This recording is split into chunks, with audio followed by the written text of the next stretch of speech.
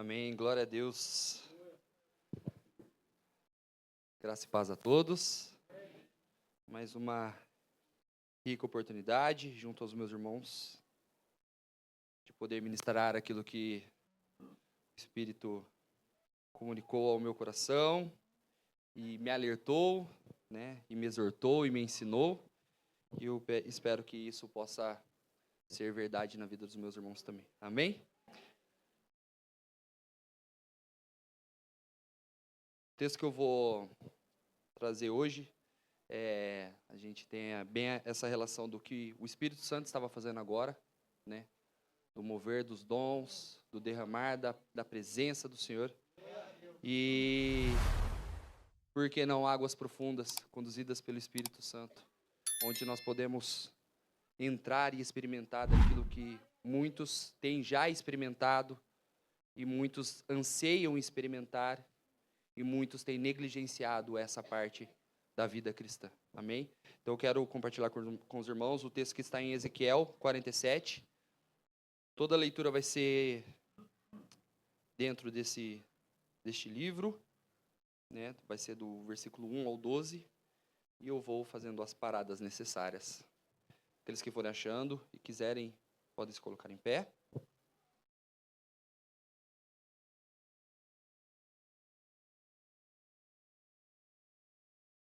Amém?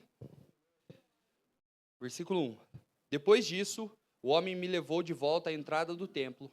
Ali notei que jorrava água para o leste por baixo da porta do templo e passava à direita do altar do lado sul. Os irmãos podem se assentar. E se a gente reparar, eu tenho constantemente pedido para Deus para pregar mais sobre Jesus. E às vezes a gente fica naquele negócio, então se eu vou pregar sobre Jesus, eu vou para o Novo Testamento, eu vou para os Evangelhos. Porque a gente às vezes cria essas caixinhas na nossa cabeça e a gente se prende a elas. Só que a Bíblia, do começo ao fim, é sobre Cristo. É sobre o Deus que nós servimos. Do início ao fim, é Deus, é Cristo, é o Espírito Santo. Então, já no primeiro versículo que eu acabei de ler, a gente, a partir do primeiro ponto, vai ler. Ali notei que jorrava água para o leste por debaixo da porta do templo e passava à direita do altar, do lado sul.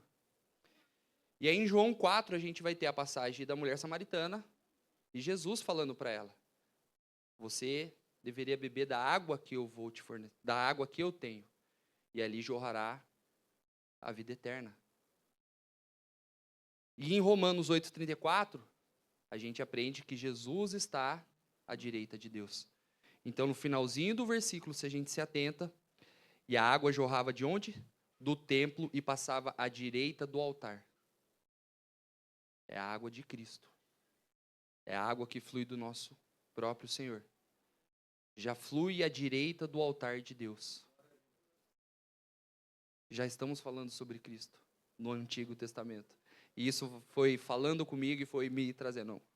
Tenha atenção naquilo que você lê, naquilo que o meu Espírito te revela, e você vai perceber que é Cristo do começo ao fim. Versículo 2. E ele me levou para fora do muro, pela porta norte, e me conduziu até a entrada leste. Ali vi que a água corria para o lado sul, da porta do leste. E o título da mensagem é Águas Profundas e Margens Frutíferas. Amém? No versículo 3, a gente tem a primeira travessia.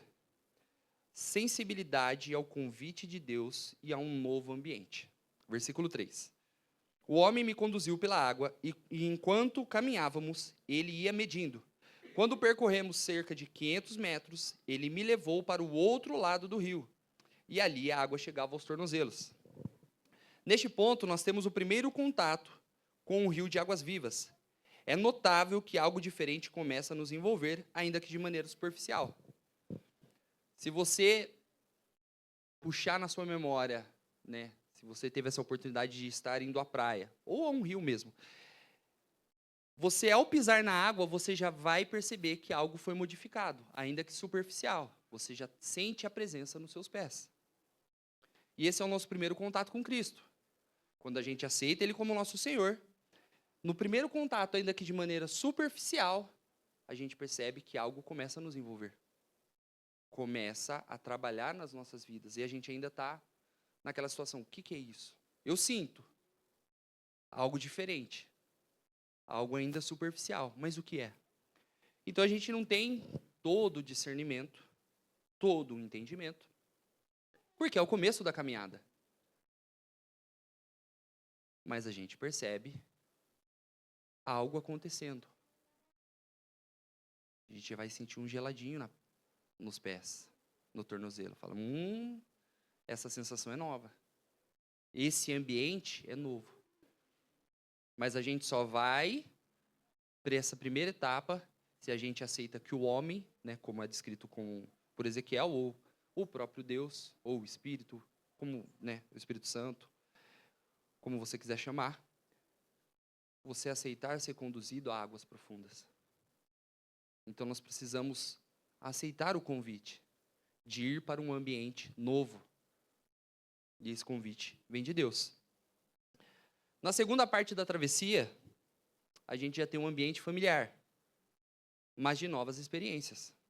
Porque conforme a gente vai caminhando com Deus, as coisas vão sendo transformadas, as coisas vão mudando progressivamente. E essa deveria ser o nosso entendimento na nossa caminhada. A gente não deveria achar que já vai mergulhar. É progressivo. Se você mergulhar de uma vez e não souber nadar, você morre. Então, no versículo 4, na primeira parte, na parte A, ele mediu mais 500 metros e atravessamos o rio novamente. Dessa vez, a água chegou aos meus joelhos. Neste ponto, já caminhamos 500 metros em nossa vida cristã. E mesmo já conhecendo um pouquinho da água, é certo que teremos novas experiências e novas sensações.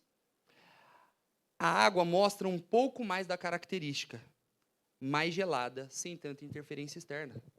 Então, conforme a gente vai caminhando para dentro do rio, essa água vai subindo o nosso nível, a interferência externa vai diminuindo, porque estamos com mais contato com a água, ainda que não como um todo ou ainda como a metade do nosso corpo, mas ela já está progredindo. Então, a gente começa a ter mais sensibilidade daquilo que o Espírito está nos conduzindo e aquilo que está nos envolvendo. A gente começa a perceber uma sensibilidade maior. A água vai ficando um pouco mais gelada. Por quê? As ações da nossa vida vão sendo eliminadas. A gente vai desejando caminhar. Né? Por isso que fala, andei mais 500 metros. Mais 500 metros com o homem do Senhor. Então, não é na primeira vez. Mas é uma caminhada. Crescente, constante. E assim a gente vai experimentando. E assim a gente vai sentindo as águas chegando aos joelhos. E a sensibilidade, e toda a sensação daquele ambiente que nós estamos experimentando um pouquinho mais, fica mais intenso em nossas vidas. Mas ainda está nos joelhos. Na parte B ainda do versículo 4, nós temos a terceira travessia. E essa travessia é um ambiente de decisão. Força para continuar ou ponto de desistência. Parte B do versículo 4. Depois de mais 500 metros, chegava a minha cintura. Se você teve a oportunidade, né, dando seguimento ao entendimento de que entramos num rio ou, né, no mar, na praia, a gente sabe que no pé é tranquilo você dar meia volta. Você tem muito controle sobre as suas ações, sobre a sua decisão de sair ou ficar. No joelho é um pouquinho mais difícil, mas você ainda está seguro, tem uma mobilidade ainda maior, não tanto quanto a água no tornozelo, mas já é diferente do que a água na cintura. Então você ainda tem uma liberdade, uma facilidade para retroceder. Agora, no ponto que a água chega nos lombos, é porque essa água que nos envolve já chegou a metade do nosso ser. Então, a mesma força que nós temos que exercer para permanecer é a mesma força que teremos para sair. E esse é um ponto de decisão na vida do cristão. Eu vou a águas profundas, ou aquilo que a água moveu na minha vida até a altura dos lombos, aquilo que foi transformado até a metade do meu ser, eu decidi que eu não quero. Você vai ter um esforço para abandonar, porque o Espírito vai testificando todas as vezes que você falhar na presença do Senhor. Aquilo vai te incomodar. Você pode até retroceder, mas a consciência vai pesar. Então há um esforço, porque metade do seu ser já está envolvido pelas águas. E esse é o ponto da nossa decisão. Vamos seguir em frente? Vamos abandonar? Vamos parar aqui porque tá bom? Metade do pé aqui, metade do pé no mundo? Mas vamos seguir o exemplo da palavra. O homem do Senhor conduziu a mais 500 metros à frente. De novo, teve mais uma caminhada até o próximo ponto de travessia. Eles estavam cruzando o rio a cada 500 metros. E essa é a nossa caminhada cristã. A gente acha que vai entrar no rio, vai sentir e vai ser isso para sempre. Nem sempre. Mas como nós vamos nos comportar neste momento em que as sensações parecem já não ser tão diferentes? 500 metros mais à frente, as águas já influenciam metade do nosso corpo, e é aqui onde temos metade de cada ambiente que devemos decidir. Temos a firmeza dos nossos pés, ainda que envolvidos pela água, mas ainda temos metade do nosso ser fora da presença. E há uma luta. Sigo ou paro por aqui, ou retrocedo. E vamos até o quarto ponto de travessia, que a palavra nos mostra que ele não atravessou. Ele só identificou um ponto mais profundo. O quarto ponto de travessia, força para permanecer dentro deste rio. E então ele mediu 500 metros, e ali a água era um rio fundo, o suficiente para atravessar a nado, mas fundo demais para atravessar a pé. Então o homem de Deus conduziu Ezequiel até um ponto do rio que as águas eram profundas. Daria para atravessar? Sim, a nado. Só que ali caberia a decisão de eu vou por inteiro. Não vai ter mais metade do corpo. Ou eu sou conduzido pelo Espírito, ou eu retrocedo. E este ponto é o ponto em que o ambiente é um só, onde estaremos muitas vezes acostumados e acomodados. E será necessário muita força da nossa parte para permanecermos firmes e confiantes de que Deus estará conosco, seja na calmaria ou na agitação das águas. E por que é uma força para permanecer? Quando você está dentro do rio, você pode fazer a força para sair. Normal. Mas você faz uma força para poder permanecer lá dentro. Senão você vai afundar. Ainda que a sua decisão seja retroceder ou avançar, atravessar a nado, você vai ter que fazer uma força para permanecer num ponto do rio. E é aí que a gente entra num nível profundo da nossa vida cristã. De entrar num ponto que a gente vai ter que fazer força para permanecer. E por que eu coloquei a relação de águas calmas ou turbulentas? Porque, às vezes, quando a gente está num ambiente de águas que nos cobrem por inteiro, tudo que nos envolve é uma coisa só. E aí nós estamos acostumados e acomodados a este ambiente. E qual o problema do costume? Padrão. Então a gente está acostumado com ambientes proféticos, ambientes do mover do Espírito com os dons, com a cura, com a libertação. Então a gente se acostuma com um ambiente agitado. Só que nós podemos estar em meio a águas calmas. E aí está a força de permanecer. Quando a gente se acostuma a esse movimento do Espírito, a todas essas coisas, quando não tem, a gente fala, nossa, parece que o culto hoje não estava legal. Então você só se relaciona com Deus se o céu descer. E o seu culto racional, como você presta ao Senhor? Então há uma força para permanecer em águas calmas. Ou até mesmo em águas turbulentas. De você estar ali, mergulhado na presença do Senhor, e está tudo dando errado. É tentador você estar num ambiente calmo ou turbulento e decidir retroceder. Então exige muita força para que você permaneça na presença do Senhor, ainda em águas calmas ou turbulentas. O Augusto Nicodemos vai trazer um exemplo sobre o cuidado que nós devemos ter com a espiritualidade. E ele fala que é fácil permanecer na presença do Senhor quando nós temos ambientes extraordinários, sensações que nunca sentimos. É fácil, é gostoso, é desejoso. O difícil é permanecer sem ver, sem sentir e com tudo dando errado. Nossa, eu fui no culto, mas ninguém falou em línguas. Nossa, não teve um mover profético. Ah, então Deus não estava.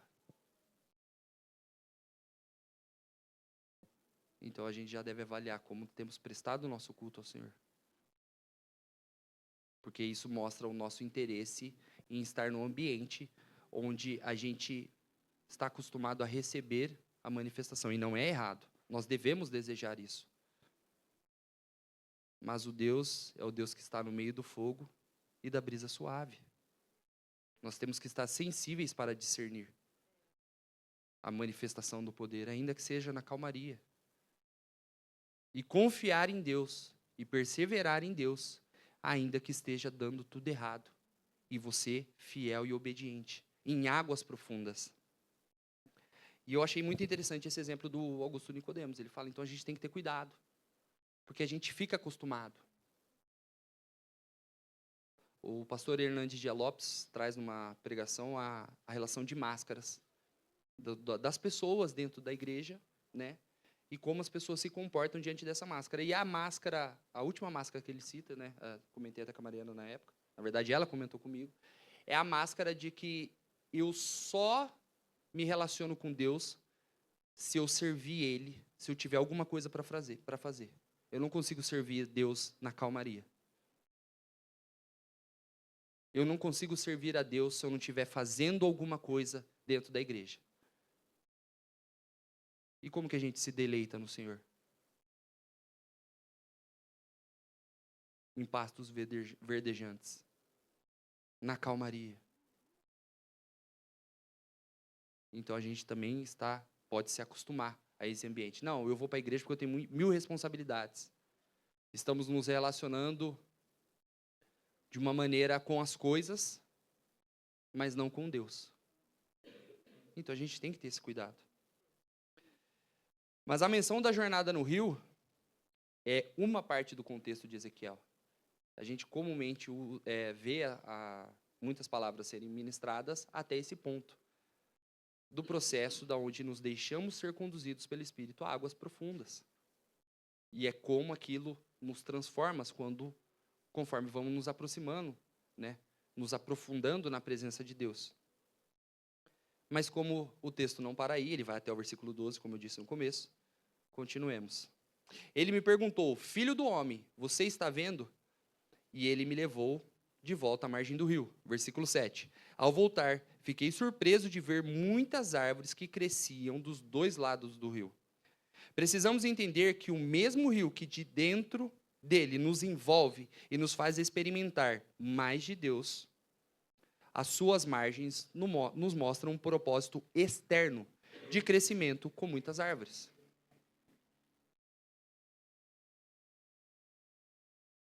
Quando a gente mergulha na presença de Deus, a gente entende o propósito das muitas árvores nas margens.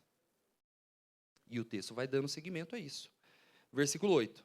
Então ele me disse, este rio corre para o leste, para o deserto, até o vale do Mar Morto. Sua água tornará pura a água salgada do Mar Morto. Por onde a água deste rio passar, haverá muitos seres vivos.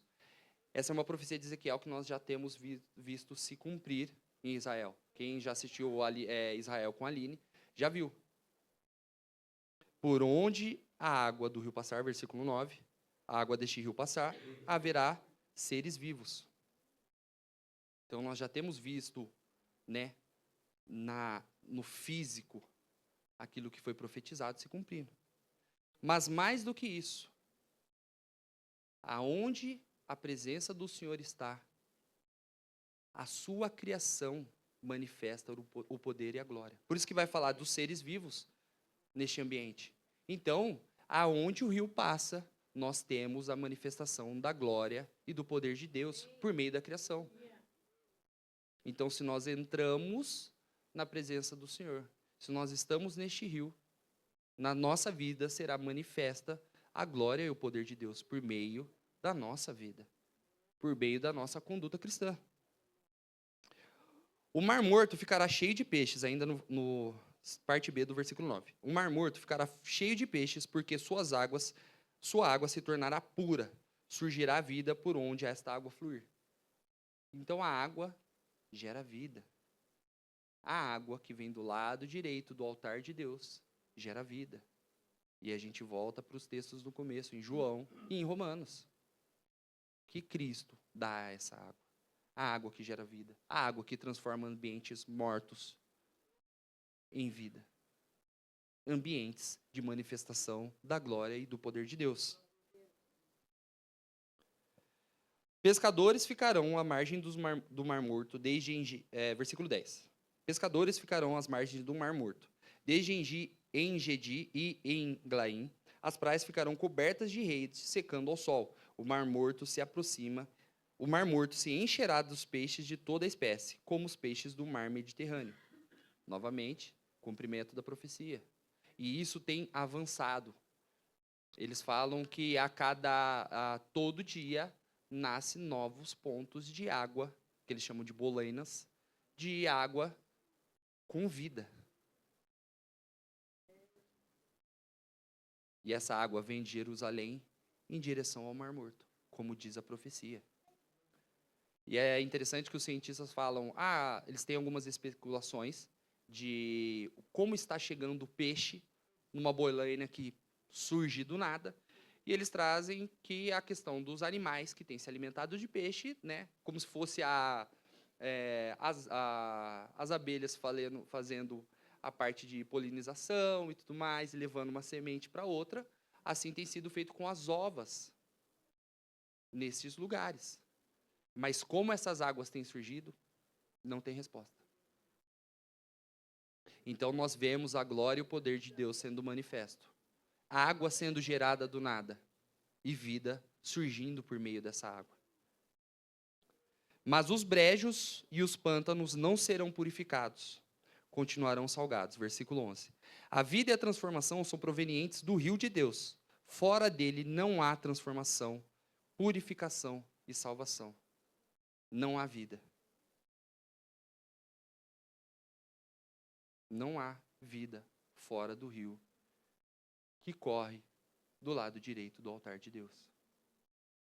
Então nós mergulhamos, nós somos transformados. Nós estávamos mortos, condenados ao inferno. Mas ao entrarmos às águas, isso foi gerado vida em nós. E o propósito externo das águas? Árvores frutíferas. Versículo 12. Em ambas as margens do rio crescerão árvores frutíferas de toda a espécie. As folhas dessas árvores nunca secarão, nem cairão, e sempre haverá frutos em seus ramos. Produzirão uma nova colheita a cada mês, pois são regadas pela água do rio que nasce no templo. Seus frutos servirão de alimento e suas folhas de remédio. E se a gente se atenta como o homem conduziu o profeta Ezequiel, né, nesse processo, ele leva, nesse trecho da palavra, ele leva uma sequência do processo. Primeiro você vem, mergulha em águas limpas, em águas de vida. Primeira transformação é com você. E aí o Espírito faz o quê? Leva Ezequiel de volta à margem. Agora eu vou te mostrar a segunda parte do seu processo. Você já foi transformado. Você decidiu entrar em águas profundas. Você conhece o meu ambiente. Você experimentou de mim. Agora você vai para a margem. E mantenha suas raízes no rio, para que você dê frutos. E assim como o propósito de crescimento de uma árvore que está com as suas raízes ligada ao ribeiro é dar frutos e servir de remédio, o homem que confia no Senhor, cuja esperança está nele e tem suas raízes ligadas à Santíssima Trindade, Jeremias 17, 7 e 8, produzirá o fruto do Espírito e servirá como fonte de alimento e cura aos que ainda não tiveram a oportunidade de beber a água que Cristo dá. Então você mergulha, você avança em águas profundas, mas você tem que voltar para a margem para ser uma árvore frutífera, para dar o fruto do Espírito. E assim, pessoas serão alimentadas, vidas serão curadas por meio do fruto que você só pode dar se estiver com as suas raízes juntas ao ribeiro. Então também não é experimenta a água e sai, porque senão você vai ser um pântano e vai ficar para o sal. Não terá outra função. Ou nós estamos ligados ao rio, entendendo que mergulhamos, nos posicionamos, recebemos Cristo como nosso Senhor, avançamos na nossa vida cristã e agora temos a responsabilidade de dar fruto, para que outras vidas venham até a margem do rio, para que elas tenham a oportunidade de serem convidadas a entrarem ao rio e experimentar daquilo que você experimentou sendo conduzido pelo Espírito e também poder gerar frutos. Por isso que a palavra não para na margem, não para no rio, não para na água profunda. O homem é conduzido até a margem para que ele entenda o propósito e a parte do processo que a água tem nas nossas vidas. E a gente só vai poder dar bons frutos, frutos do Espírito, frutos dessa água de vida eterna, se nós estivermos ligados a ela. Amém? Que Deus abençoe a todos, que possa completar essa mensagem no coração de vocês, que fale ardentemente como falou comigo. E é isso. Que Deus abençoe. Que vocês, aqueles que ainda estão com água nos tornozelos, nos joelhos, ou até nos lombos, decidam. Caminha mais 500 metros na presença do Senhor. Vá a águas que você nunca experimentou antes. Deseje, porque Deus espera que você volte à margem para dar frutos, para que outras vidas sejam alcançadas. Amém?